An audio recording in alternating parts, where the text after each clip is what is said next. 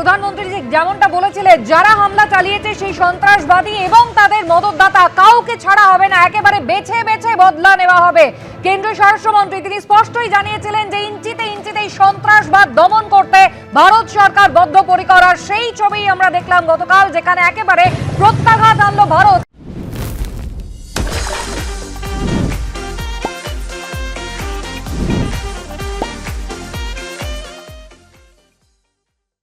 এবং একেবারে পাকিস্তানে ঢুকে পাক অধিকৃত কাশ্মীর, সেখানে ঢুকে জঙ্গি ঘাঁটিকে টার্গেট করে অত্যন্ত ক্যালকুলেটিভ এই প্রত্যাঘাত চালানো হয়েছে। পাকিস্তান সরকার তারা কিন্তু এই হামলার কথা স্বীকার করেছে। 24টা ক্ষেপণাস্ত্র সেখানে পড়েছে ভারতের পক্ষ থেকে এবং সেখানে হতাহতের সংখ্যাও কিন্তু তারা নির্দিষ্ট করে জানাচ্ছে। সরাসরি ওয়ার রুম থেকে অতনু হালদার রয়েছেন আমাদের সঙ্গে। অতনু, একটা জিনিস খুব স্পষ্ট করে বলাই যায়, সেটা হচ্ছে প্রত্যাঘাত হবে দেশবাসীকে। যে প্রতিশ্রুতি দিয়েছিলেন প্রধানমন্ত্রী যে পূর্ণ স্বাধীনতা দেওয়া হয়েছিল সেনাবাহিনীকে, তার সদ্য ব্যবহার করেছে সেনাবাহিনী। দেখো, একবারই তাই। তার কারণ প্রধানমন্ত্রী একটা বৈঠক করেছিলেন, যে বৈঠকে প্রধানমন্ত্রীর সঙ্গে প্রতিরক্ষা মন্ত্রী ছিলেন এবং সেনাবাহিনীর 3 প্রধান ছিলেন, সিডিএস ছিলেন এবং দেশের সুরক্ষার দায়িত্বে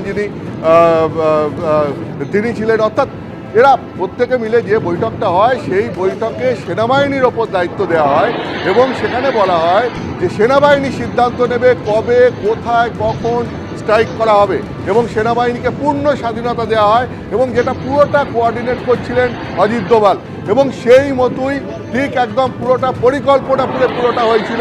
এবং তুমি জানো যে পুরো ব্যাপারটা যেরকম হচ্ছিল, যে একটা মনে করা হচ্ছিল যে এমনভাবে এই অ্যাটাকটা করতে হবে ভারতবর্ষের তরফ থেকে যাতে একটা সারপ্রাইজ এলিমেন্ট হয়ে থাকে। এবং তুমি দেখো, ঠিক আমাদের যদি দেখো যে আমাদের দেশে আজকে সমস্ত জায়গায় মক ড্রিল হওয়ার কথা এবং এটা একদম কেন্দ্রীয় স্বরাষ্ট্র মন্ত্রকের তরফ থেকে ঘোষণা করে সমস্ত রাজ্যের সঙ্গে মিটিং করে এটা ঠিক করা হয়েছিল। এইখানেই হচ্ছে গিয়ে একটা সারপ্রাইজ ছিল, সেটা হচ্ছে যে পাকিস্তান হয়তো ভেবেছিল যে ভারতবর্ষ আজকে মক ড্রিল করছে মানে আজকে পর্যন্ত কিছু করবে না, কিন্তু এটা ছিল আসলে একদিকে যেরকম একটা স্ট্র্যাটেজি, ঠিক অন্যদিকে আবার এটাও ছিল কারণ পাকিস্তানের ওপর এই বড় সড়ো এয়ার স্ট্রাইক হলে পাকিস্তান আবার পাল্টা আঘাত আনার চেষ্টা করবে, সেইটাকে যাতে রুখে দেওয়া যায় তার জন্য দেশের সমস্ত সিকিউরিটি এজেন্সিকে প্রস্তুত রাখা, দেশের মানুষকে মানসিকভাবে প্রস্তুত রাখা, তার কৌশল ছিল এটা।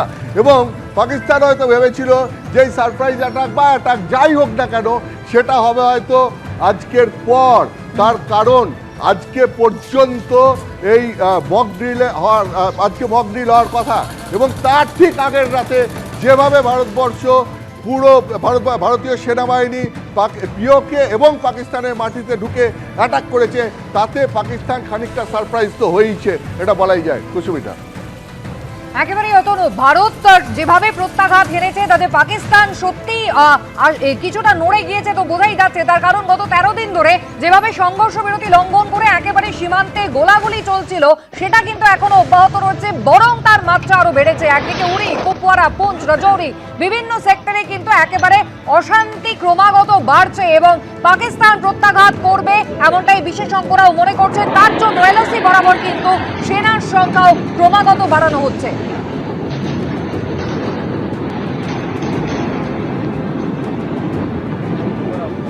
আপনাদের ছবিগুলো একবার দেখাই, যে জঙ্গি ঘাঁটিগুলোর কথা বারবার বলা হচ্ছে, লস্কর, জেশ, হিজবুল, যে জঙ্গি ঘাঁটিগুলোতে একেবারে টার্গেট করে হামলা চালিয়েছে ভারতীয় সেনা, ঠিক আগে কি পরিস্থিতি ছিল, হামলার পরে রীতিমতো ধ্বংসাবশেষে পরিণত হয়েছে। ছবি আপনারা দেখতে পাচ্ছেন, 9টা জঙ্গি ঘাঁটি একেবারে যেখানে টার্গেট করে হামলা চালিয়েছে ভারতীয় সেনা। আগে একেবারে ছবির মতো, যেখানে একেবারে রীতিমতো সক্রিয় ছিল জঙ্গিরা, প্রশিক্ষণ চলতো, তাদের মিটিং চলতো, এই প্রত্যাঘাতের পর একেবারে মাটিতে মিশে গিয়েছে। জঙ্গি নিকেশের যে পরিকল্পনা নিয়েছিল ভারত সরকার, একেবারে তা করে দেখিয়েছে ভারতীয় সেনা। আর কিছুক্ষণের অপেক্ষা, তারপরে কিন্তু এই অপারেশন সিন্দুর নিয়ে একেবারে সাংবাদিকদের মুখোমুখি হবেন সেনাবাহিনীর কর্তারা এবং তখনই আরো বিস্তারিত জানা যাবে। ছবিগুলো দেখুন।